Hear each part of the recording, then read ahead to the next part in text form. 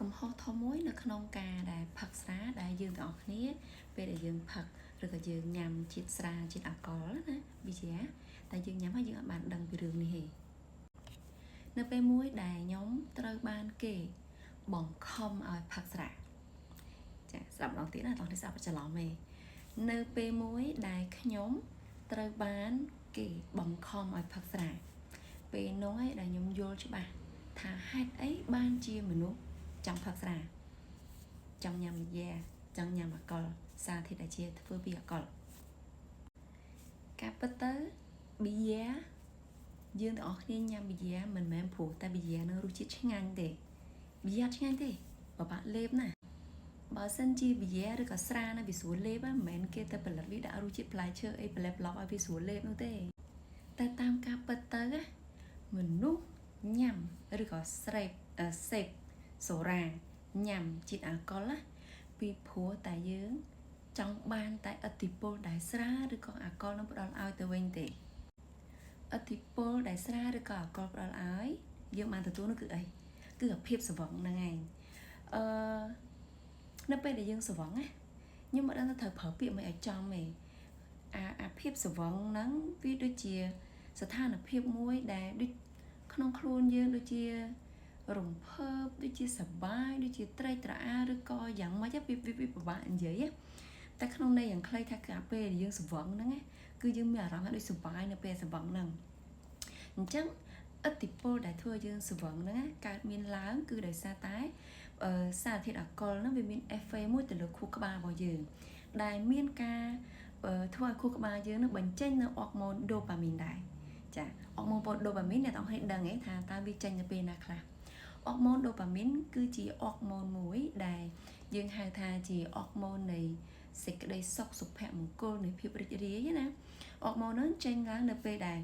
អ្នកដែលគាត់ញ៉ាំអ្វីដែលផ្អែមក៏ចេញអរម៉ូនដូប៉ាមីននឹងមកដែរហើយ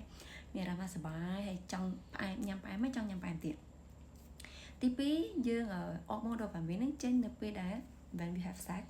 ចាក៏អរម៉ូនដូប៉ាមីននឹងចេញមកដែរអញ្ចឹងហើយបានគេហៅថាសភាវគតិរបស់មនុស្ស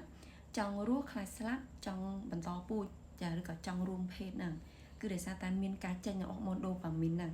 ធ្វើឲ្យមានអារម្មណ៍ត្រេកត្រអាលមានសេចក្តីសុខស្រណុកសុខស្រួលអីអញ្ចឹងណាចាសារភាពទី3អរម៉ូនដូប៉ាមីនហ្នឹងក៏ចេញដែរនៅពេលដែល people use drug អ្នកដែលគាត់ប្រើគ្រឿងញៀនក៏អរម៉ូនដូប៉ាមីននឹងចេញដែរដោយឡែកសំខាន់មួយទៀតគឺនៅពេលដែលបងប្អូនញ៉ាំអាស្រាប៊ីយ៉ាឬក៏អាល់កុលហ្នឹងអរម៉ូនដូប៉ាមីនហ្នឹងក៏ត្រូវបានបញ្ចេញមកដូចគ្នាដែលធ្វើឲ្យយើងយល់ថាអូញ៉ាំអាហ្នឹងទៅវាសុបាយអញ្ចឹងចង់ឲ្យយើងញ៉ាំហើយញ៉ាំទៀតចង់ញ៉ាំបន្ថែមទៀតប៉ុន្តែដំណើរគ្នាដែលយើងទទួលបានឥទ្ធិពលភាពស្រវឹងដែលឲ្យយើងមានអារម្មណ៍ថាសុបាយហ្នឹងណា molecule អាល់កុលទោះបីតែយើងញ៉ាំតែបន្តិចក៏ដោយចាបន្តិចក៏ដោយចាអ្នកវិទ្យាសាស្ត្រនៅសហរដ្ឋអាមេរិកផ្នែកប្រព័ន្ធប្រសាទគឺគេធ្វើតេស្តគេរកឃើញ molecule អាល់កុលធ្វើមានការបំផ្លាញទៅលើកោសិកាខួរក្បាល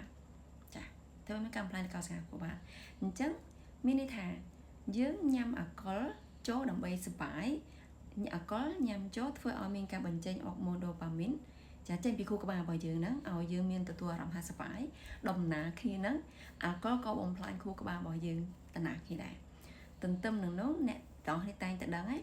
នៅពេលដែលអ្នកញ៉ាំអាល់កុលដែលលើសពីកម្រិតដែលថ្លើមអាចបន្សាបចេញបានចាអញ្ចឹងនៅថ្ងៃបន្ទាប់យើងនឹងសង្កេតឃើញហើយបើសិនជាបូមឈាមទៅពិនិត្យមើលច្បាស់ជាឃើញត្រង់ហ្សាមីណាឡើងចាគេហៅថាជាតិពុលថ្លើមឡើងអញ្ចឹងអាល់កុលមិនត្រឹមតែធ្វើឲ្យខូចទៅថ្លើមទេវាក៏បំផ្លាញទៅលើកោសិកាខួរក្បាលដែរដោយតាមរយៈការបញ្ឆោតឲ្យយើងយល់ថាពេលដែលផឹកស្រាផឹកប៊ីយ៉ាហ្នឹងទៅគឺសុបាយចាធ្វើឲ្យយើងមានអារម្មណ៍រីករាយផឹកវាហើយចង់ផឹកទៀតអញ្ចឹងថ្ងៃនេះបានដឹងអាកំបាំងធំរបស់អាល់កុលហើយអញ្ចឹងអ្នកទាំងនេះត្រូវដឹងថាថ្ងៃបន្ទាប់ពេលក្រោយញ៉ាំដោយដឹងថាពេលដែលយើងញ៉ាំគឺយើងត្រូវតែទទួលស្គាល់ថា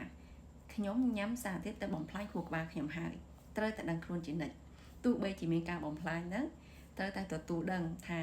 ខ្ញុំបានសម្រេចចិត្តក្នុងការទទួលយកការបំផ្លាញកោសិកាខួរក្បាលហ្នឹងហើយអរគុណមានតែប៉ុណ្្នឹងในវីដេអូហ្នឹង